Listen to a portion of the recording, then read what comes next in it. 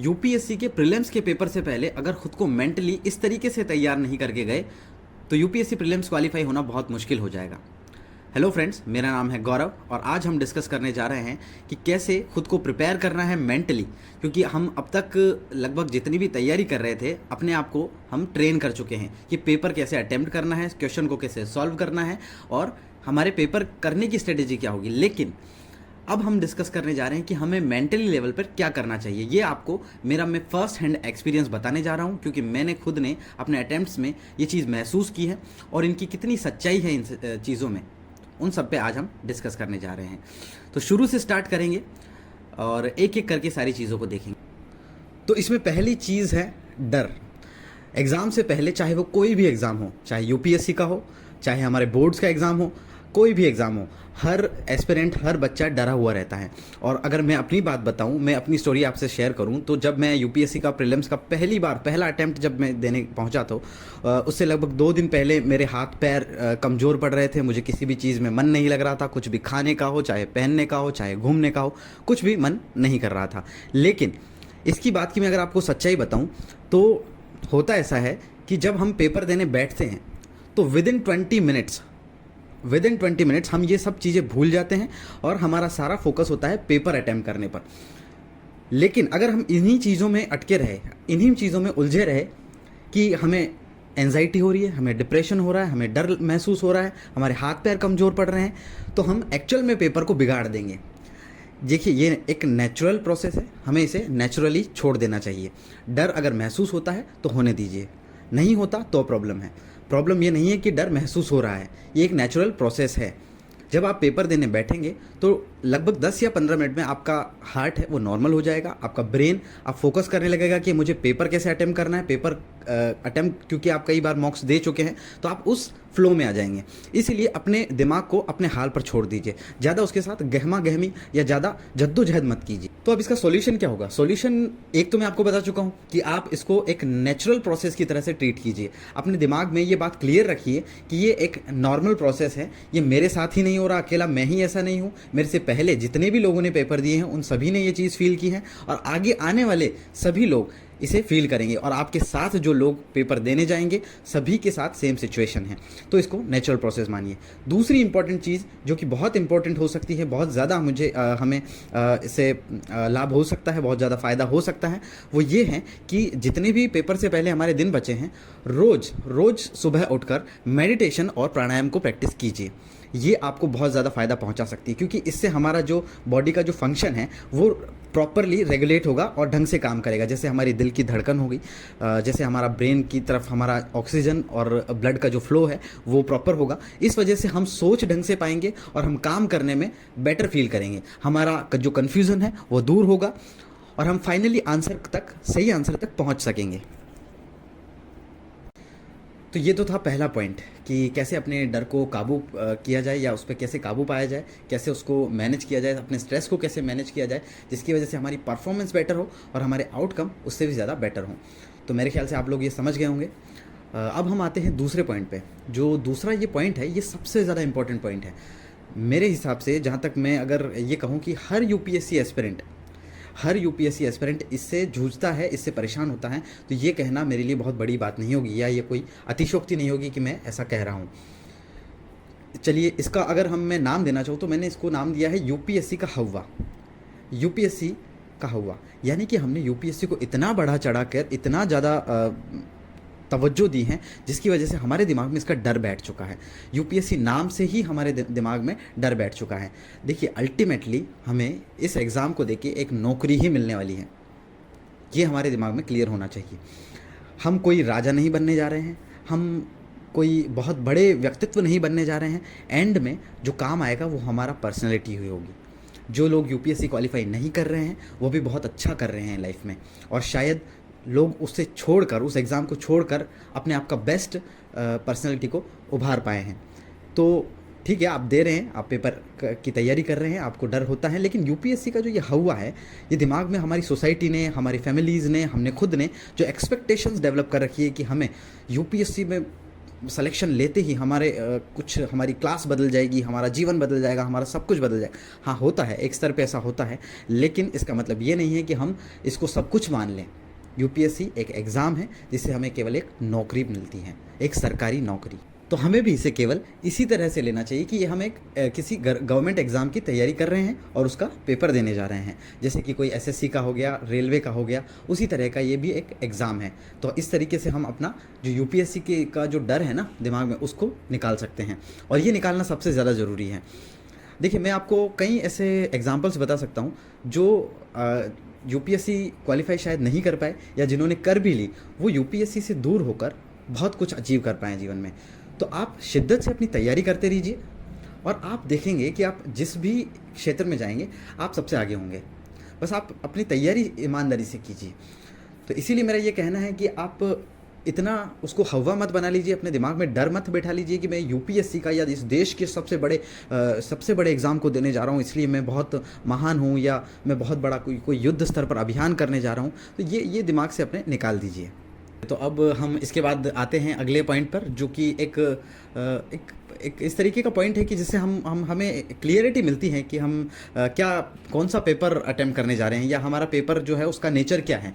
तो उसका जो नेचर है हमारे पेपर का, ये हमें क्लियर रहना चाहिए हमारे दिमाग में कि ये जो है ये कॉम्पिटिटिव एग्ज़ाम है।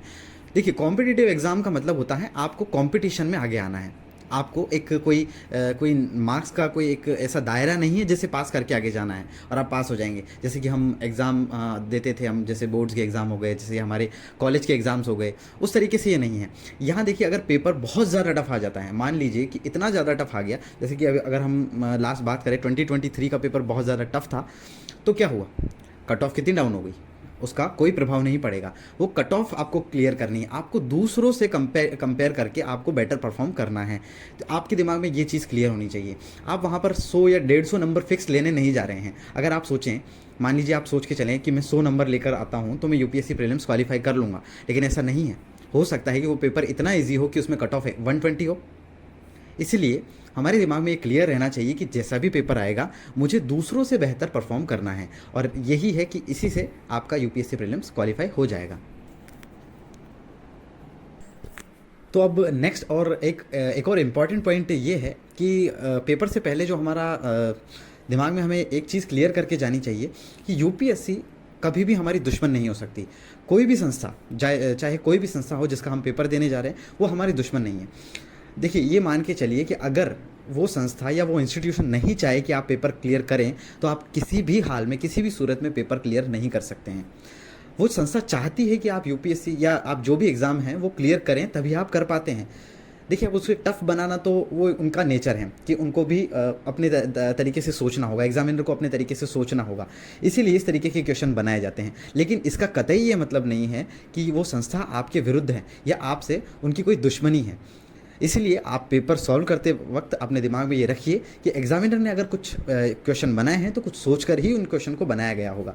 अगर मैं कर सकता हूँ या मैं नहीं कर सकता हूँ तो दूसरों के लिए भी वही स्थिति है, जैसा कि मैंने आपको पहले वाले पॉइंट में बताया कि एक कॉम्पिटिटिव एग्ज़ाम है। इसलिए ये चीज़ हमारे दिमाग में क्लियर रहनी चाहिए कि अगर कोई क्वेश्चन या अगर कोई टॉपिक वहाँ पर है, एग्ज़ाम हॉल में हमें कोई पेपर में कोई क्वेश्चन दिखाई देता है, तो ज़रूर उसका कोई उद्देश्य होगा। एग्जामिनर ने कुछ सोच कर ही वो क्वेश्चन वहाँ पर डाला होगा। देखिए, उनको केवल 100 क्वेश्चन ही बनाने हैं यूपीएससी GS1 में, तो वो 100 क्वेश्चन बनाने में काफ़ी सोच विचार के वो क्वेश्चन वहाँ पर बनाते हैं। चाहे एग्जामिनर का यही उद्देश्य क्यों ना हो कि ये क्वेश्चन बच्चा छोड़ दे या एस्पिरेंट इस क्वेश्चन को ना छुए, तो यही अगर उद्देश्य होगा तो आप उसे छोड़ दीजिए। आप उसको कतई ये मानकर नहीं चलिए कि एग्जामिनर तो हमारा दुश्मन है, वो हमारे को इतने ज़्यादा टफ क्वेश्चन क्यों दे रहा है, या फिर आप उसमें ज़बरदस्ती उलझने लग जाएं कि ये मुझे सॉल्व करना ही है। आप उसे छोड़कर आगे बढ़ सकते हैं, यही एक स्मार्ट स्ट्रेटेजी होगी। तो चलिए अब हम आगे बात करेंगे कि हमारा जो एटीट्यूड है, यानी कि जो हमारा रवैया है, वो कैसा होना चाहिए यूपीएससी के प्रीलिम्स से पहले या यूपीएससी के प्रीलिम्स के लिए। हमारा जो एटीट्यूड है वो कैसा होना चाहिए। तो इसमें तो यही चीज़ है कि आपको मैं नॉर्मल अगर सिंपल लैंग्वेज में अगर बताऊं तो ये है कि हमारा जो यूपीएससी के प्रति रवैया है वो एकदम चिल होना चाहिए। हम उसके लिए बहुत ज़्यादा स्ट्रेसफुल नहीं होने चाहिए। हमारा जो माइंड है वो बैलेंस्ड होना चाहिए और हम चिल होकर पेपर करें आराम से, ताकि क्योंकि हम उसमें ज़्यादा अपना इंसाइट है उसका यूज़ कर सकेंगे, कॉमन सेंस का ज़्यादा यूज़ कर सकेंगे और अपने उन जो पगडंडियाँ जो यूपीएससी छोड़ता है ना, उन पगडंडियों पर चलकर हम सही उत्तर तक पहुंच सकेंगे। इसके लिए हमारा चिल होना बहुत ज़रूरी है। देखो, अगर हम एग्जांपल लें कि एक डॉक्टर हैं, वो अगर किसी का ऑपरेट कर रहा है या कोई ऑपरेशन कर रहा है, तो हमने देखा है कभी कि उनका कोई हाथ नहीं काँपता। अगर वो इस चीज़ का प्रेशर लेने लग जाए कि मैं तो किसी इंसान को ऑपरेट कर रहा हूँ या उसका जो है ऑपरेशन कर रहा हूँ, तो वो ढंग से कर नहीं पाएगा उस चीज़ को। अगर वो डॉक्टर यही सोचने लग जाए कि किसी इंसान का जीना या मरना मेरे ऊपर निर्भर करता है, और वो अपने जो स्पेसिफिक होकर अपने काम से फोकस उसका हटा ले, तो हो सकता है कि उसका काम बिगड़ जाएगा। हो सकता है कि सामने वाले इंसान को ज़्यादा खतरा महसूस होने लग जाएगा। लेकिन डॉक्टर का जो एटीट्यूड होता है वो एकदम चिल होता है, वो अपने काम पर फोकस करते हैं। उसी तरीके से हमें भी केवल पेपर को सॉल्व करने पे अपना फोकस रखना है। इससे ज़्यादा नहीं सोचना है, इससे कम भी नहीं सोचना है। जितना ज़्यादा हम चिल होंगे, जितना ज़्यादा हम बैलेंस्ड होंगे, उतना ज़्यादा हम सही आंसर तक पहुँचने के करीब होंगे। क्योंकि आप लोग जानते हैं कि यूपीएससी केवल याद करके और सही आंसर तक पहुँचने वाली बात नहीं है। हमें अपने नॉलेज का सही तरीके से इस्तेमाल करके सही आंसर तक पहुंचना होता है। इसके लिए हमारा बैलेंस्ड होना और चिल होना बहुत ज़्यादा ज़रूरी है।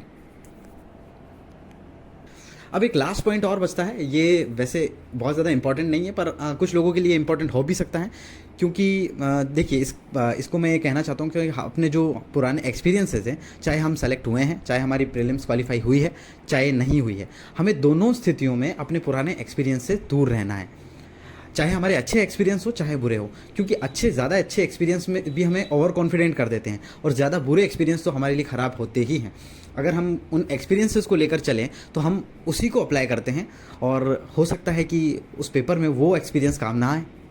जैसे कि कोई स्टूडेंट है जिसने पिछली बार बहुत अच्छा स्कोर किया था, लेकिन इस बार पेपर अलग टाइप का आया, तो आपको नए तरीके से नए सिरे से उस पेपर को अटेम्प्ट करना है, नए तरीके से सोचना पड़ेगा। इसलिए अपने पुराने जो एक्सपीरियंस है उनको आप पीछे ही छोड़ के जाएं, एग्ज़ाम हॉल में ना लेके जाएं। और ये जो चीज़ है, ये उन स्टूडेंट्स के लिए, उन एस्पिरेंट्स के लिए ज़्यादा कारगर है, ज़्यादा काम की है, जो लगातार 2-3 बार से प्रीलिम्स क्वालिफाई नहीं कर पा रहे हैं। तो आप भी अपने जो ये एक्सपीरियंस है ना, जो क्वालिफाई नहीं करने वाले एक्सपीरियंस है, इनको पीछे ही छोड़ के जाएं। क्योंकि हर एग्ज़ाम नया होता है, हर बार पेपर नया होता है, हर टाइम नया होता है, हमारी सोच नहीं होती है। 1 साल बाद आप वापस दोबारा एग्ज़ाम में बैठ रहे हैं, तो आप कुछ ना कुछ सीख कर ही बैठ रहे होंगे। अपने ऊपर विश्वास कीजिए, और यही विश्वास है जो आपको आगे लेकर जाएगा।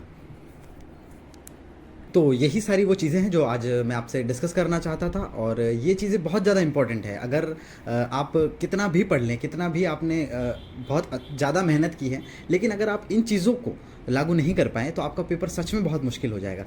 और मैं पूरे विश्वास के साथ कहता हूँ ये चीज़, कि अगर आपने इन चीज़ों को लागू कर लिया, तो आपकी पढ़ाई में अगर 19-20 भी है ना, तो आप कर जाएंगे। आप अपने पर विश्वास करके देखिए, और आप इन चीज़ों को सही तरीके से लागू करके देखिए। क्योंकि हमारा जो दिमाग है ना, वो हमारी क्षमताओं को बढ़ा देता है, और आप इसे करके देखिए, आप खुद महसूस करेंगे। तो आज के लिए बस इतना ही, और मैं आप सभी को बेस्ट विशेज़ मेरी तरफ से, बेस्ट ऑफ लक। आप अपना बेस्ट परफॉर्मेंस दे सकें और अपना सिलेक्शन तय कर सकें। Thank you.